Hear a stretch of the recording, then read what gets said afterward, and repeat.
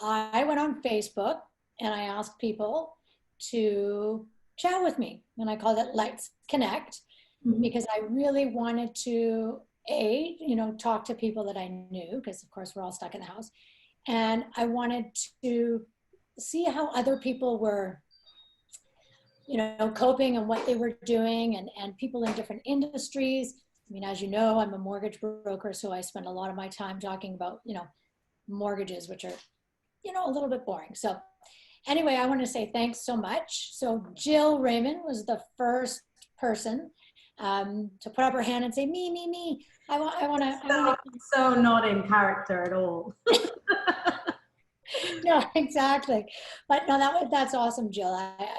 Thanks so much for talking with me, because one of the reasons that I think you've got a really unique story, and that I think that might resonate with other people, is that you are in the arts in Vancouver. And I mean, that's huge. And I do some dancing on the side, and I know I'm not doing any dancing, but for someone like you who makes a living off of being a professional actress singer, I wanted Mhm. to kind of know, what's going on with the artists in Vancouver. I mean, it's a really challenging time for the arts. I mean, you when if you look up any article about what's happening right now across the board, not only in Vancouver but in every country and every city right now, is that the arts are kind of on pause. Um, all the theatres are being closed down. It's tricky, even not only that immediate performances are cancelled, but even people looking to future performances that were going to happen, in terms of scheduling rehearsals or having groups of people together, Mhm. not being sure not only when a theatre is going to reopen, but when are we actually going to be able to be in the same room as people. So, creatively, creatively and practically, it's like a big, like a big block is being put in the way. Yeah, and I think a lot of people are worried not only about this immediate period, but how long it will then take to kind of regain any sense of normalcy in the theatre world. Yeah, because I mean, it's not as if you go into the office, it's like, okay, everything's back to normal. We go into the office, it's now Friday. No, you need to create a show, or you need to, like you said, just the choreography that comes before. And that in itself takes, another 3 to 6 months. So you guys aren't actually even being able to produce something. I mean, it really is it really is so uncertain. Yeah, yeah. I mean, I'm in the process of writing something at the moment, and in that way, I can continue my writing process, and I can have like chats like this with, with my collaborators about the show.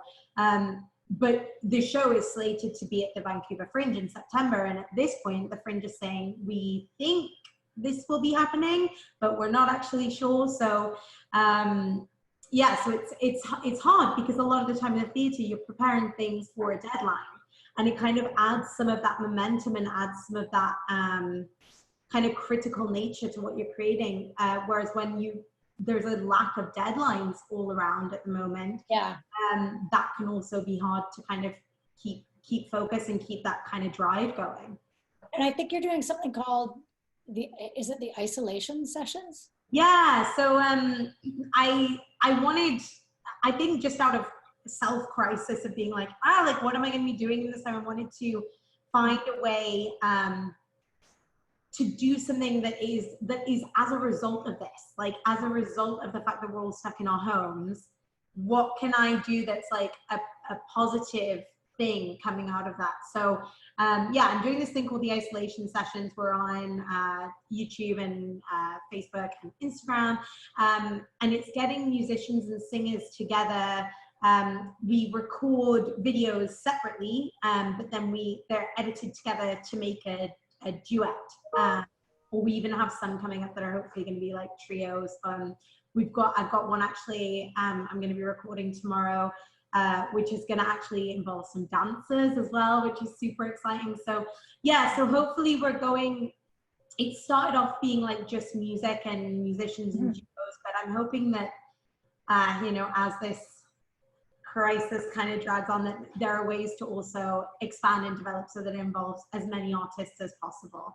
And it's really important for me as well, like even though I know a lot of people that are also professional performers, you know, I really want it to be more about community and more about connection. It doesn't, you know, I had my brother-in-law who, you know, it's not his professional, but he plays bass guitar, and he came on and we did a duet together, which was really fantastic. So I want it to be a way that people can still connect with each other, still have their creative outlet. Yeah, and it's fairly easygoing to record, but yeah, it's going well so far. We have, I think, 5 videos out so far, and there's 3 more coming out this week. So yeah. Send me the link to that so I can post that. And plus, because I want to check it out too. I think that's awesome. Yeah. And when we were speaking the other day, so Jill and I, you know, she works with my side project called Bright Stars Performing Arts. She's my my vocal and acting coach, helping our students. And we teach a Zoom class on Saturdays. I mean, Zoom has taken over, you know, everything.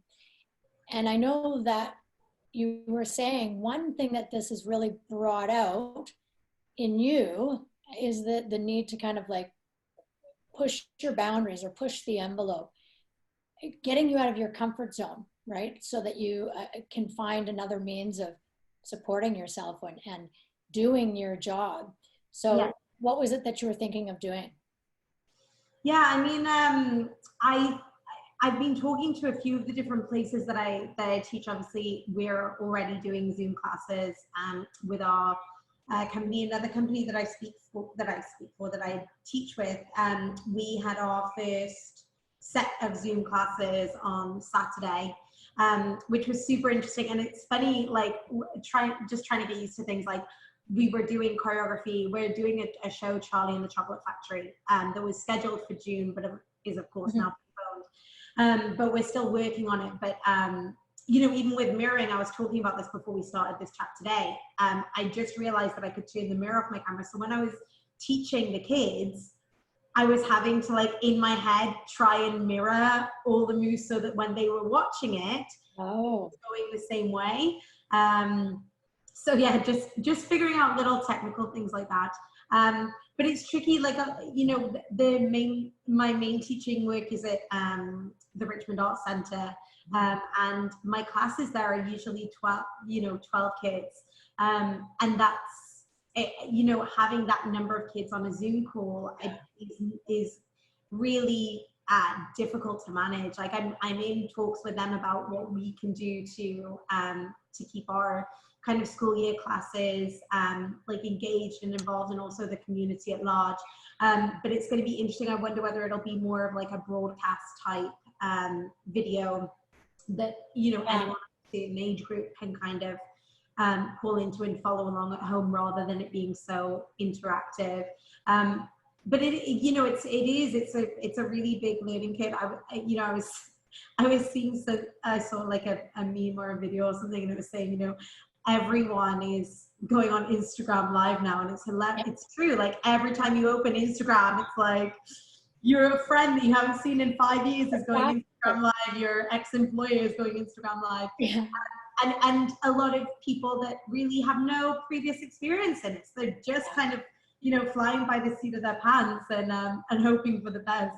And that brings me to my last thought. Some of your family's here, but you've got a lot of family in the UK.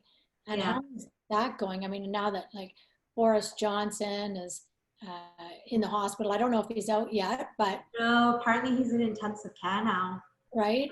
I mean, how is that making you feel with family that's not here? I mean, sure, you can kind of, you know, I guess you can Zoom with them, FaceTime, whatever, but how is that for you? It's what I find interesting is having now been living here for over 7 years, I've gone back to England obviously during that time to visit, but my relationship with a lot of my family and friends, that is through this type of interaction, through like video chatting and messenger. So it's that, in a way, that's, that hasn't changed. It's been the interactions with people that I'm used to seeing face to face here, them becoming video chatting has been, I guess, the most like visceral alert to me, being like something is different here. But in terms of this situation itself in England, it is very scary. Their number of cases and the number of cases and where they are on their kind of trajectory is ahead of where Canada is. Yeah. And their kind of measures that they were putting in place were behind, behind. I was speaking to my parents and, we had already been told by our, Prime Minister Justin Trudeau, like, stay at home if there's any way you possibly can. Like, we need to limit numbers of people. And that hadn't started happening yet in England. So it is worrying. It is worrying. I mean, I'm speaking to all my family members that are very, very a lot of time speaking to them. And, everyone that I know is taking the right precautions, but it seems like when it's an exponential situation like this, it is worrying. I think that's probably the hardest thing, right? Is the amount of uncertainty and not knowing. I read a really fantastic article. Maybe I'll try and send it to you too, and you can link below. Right. But it said what everyone is experiencing is kind of a collective grief. Like, we're grieving lives that we had gotten used to, and we're also it's a sense of, or a kind of grief that there's so much unknown, like we're having like anticipatory grief for people potentially dying or people potentially getting sick, and like that's a very strange sensation. And I think that a lot of people are really grappling with that. Not knowing is so incredibly hard. Yeah, exactly, that's what it is. Jill, thank you very much for sharing. Thank you. Thanks for calling. But it's nice to see you. You're looking great. Thank you. You're looking, you got energy, you're smiling, and I think that's what we have to do. That's what I'm doing in my house all the time. I know you probably see that I put out like dance videos, because I'm definitely missing being in the studio too, for sure. And and I mean, that's all we can do, right, is share our stories, and hopefully it resonates. And I really do wish you the best of luck with everything with like your isolation session. So make sure to send me the link to that, okay? Yes, I will for sure. Yeah, thank you so much. Okay, well, thanks, Jill. Right. I'll see you soon. Take care. All right. Bye. Bye.